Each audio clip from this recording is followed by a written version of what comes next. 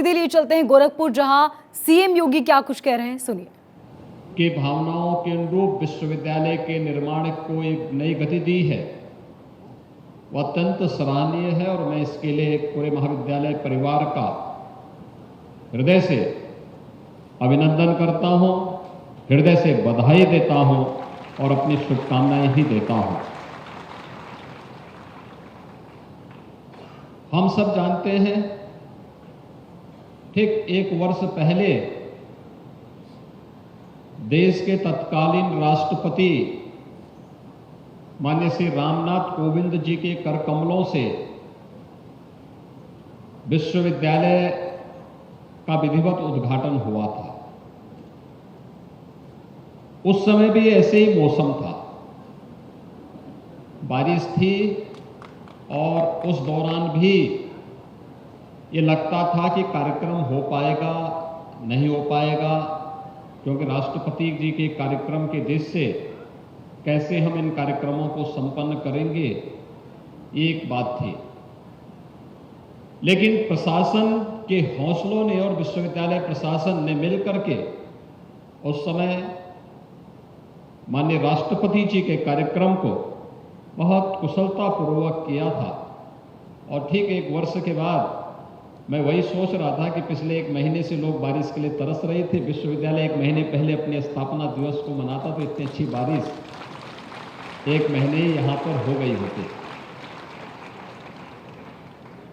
रात्रि से ही बारिश है और मेरे आगमन के कुछ पहले तक लगातार बारिश पड़ती रही, लेकिन उस सब के बावजूद आपके हौसलों ने आपको यहां तक लाने में और कार्यक्रम के प्रति आपकी रुचि को यहां पर बहुत स्पष्ट रूप से व्यक्त किया है। मैं इसके लिए भी आप सबका हृदय से अभिनंदन करता हूं।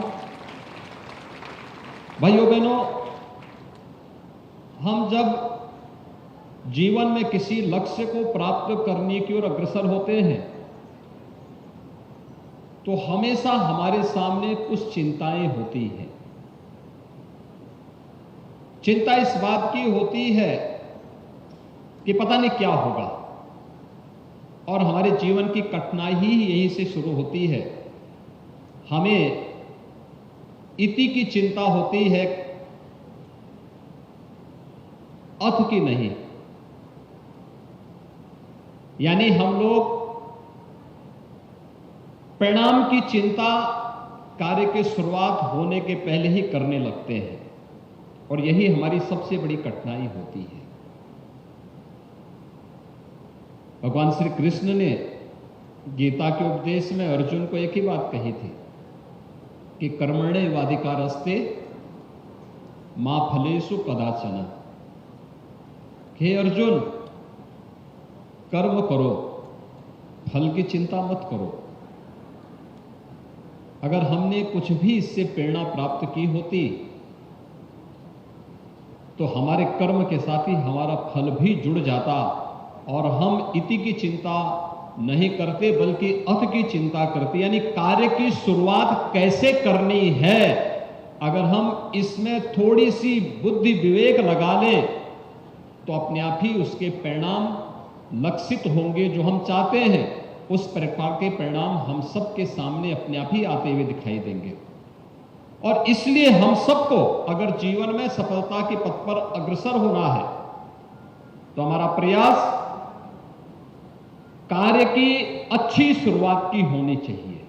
अच्छी शुरुआत होगी, पूरी ईमानदारी और तन्मयता के साथ हम अगर उस कार्य के साथ जुड़ जाएंगे, दुनिया की कोई ताकत आपको सफलता की ऊंचाइयों तक पहुंचने से नहीं रोक सकती है। कोई आपके मार्ग में बैरियर नहीं बन सकता, कोई बाधा नहीं बन सकती है। अच्छी शुरुआत के लिए अपने आप को तैयार करिए, और विश्वविद्यालय ने एक अच्छी शुरुआत की है। यह अच्छी शुरुआत इस बात की गवाही देती है, विश्वविद्यालय में आज आयुर्वेद की बीएमएस की पढ़ाई भी प्रारंभ हो चुकी है। मुझे पिछले दिनों विश्वविद्यालय के बीएमएस के छात्रों के साथ संवाद करने का अवसर प्राप्त हुआ था। मुझे पिछले दिनों यहाँ पर और फिर इन लोगों के लखनऊ कुछ इन्होंने सेंट्रल लेबोरेटरी का इन लोगों ने वहां पर भ्रमण किया था। उस दौरान भी उनसे संवाद करने का अवसर प्राप्त हुआ था। उनके मन में एक हौसला है, एक जज्बा है।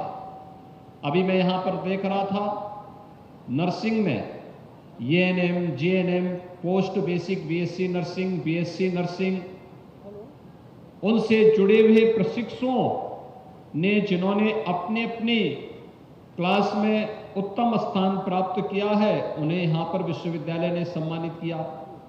पैरामेडिकल के ढेर सारे पाठ्यक्रम यहां पर प्रारंभ हुए हैं। जो पूरी चिकित्सा स्वास्थ्य की नींव है, उसकी बैकबोन है, वह पाठ्यक्रम भी यहां पर प्रारंभ हो चुके हैं।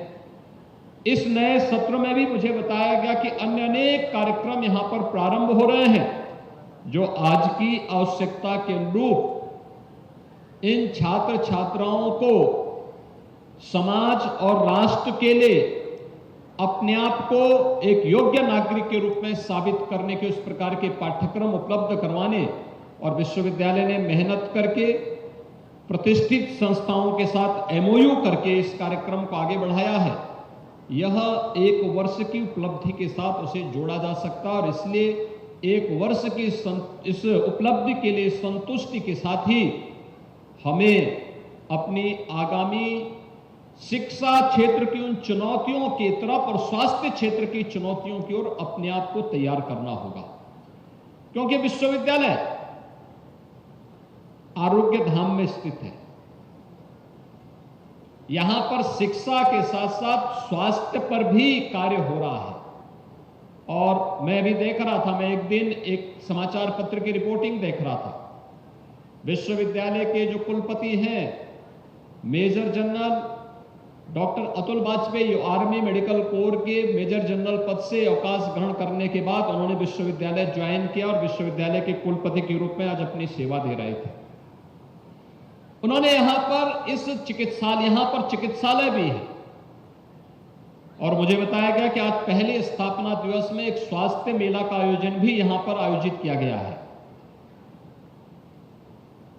तो एक चिकित्सक होने के नाते एक स्वाभाविक जिज्ञासा कि इन क्षेत्रों में कौन से कारणों से अकस्मात लोगों की मौतें हो रही हैं, उसके कारण क्या है। उन्होंने विभिन्न यहां के चिकित्सालय के, गोरखनाथ चिकित्सालय के, medical college, AIIMS, district hospital और आसपास के क्षेत्रों के कुछ डाटा इकट्ठे किए।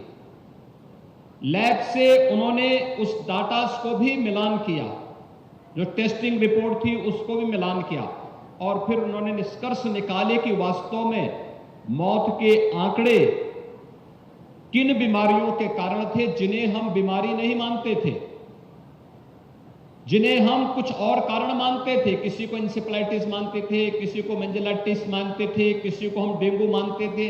लेकिन इन सब से इतर उन्होंने अपना एक नया शोध प्रस्तुत किया कि नहीं, ये जो छुछुंदर होता है ना, चूहा के पेशाब से भी एक बीमारी होती है। गांव में जो झाड़ झंकार होता है उसके कारण वो पैदा होती है, और वह मौत का कारण था, और वह सभी समाचार पत्रों ने उसे बड़े अच्छे ढंग से प्रस्तुत करने का काम किया था। और मुझे लगता है कि यह चिकित्सा क्षेत्र में, नर्सिंग क्षेत्र में, पैरामेडिक के क्षेत्र में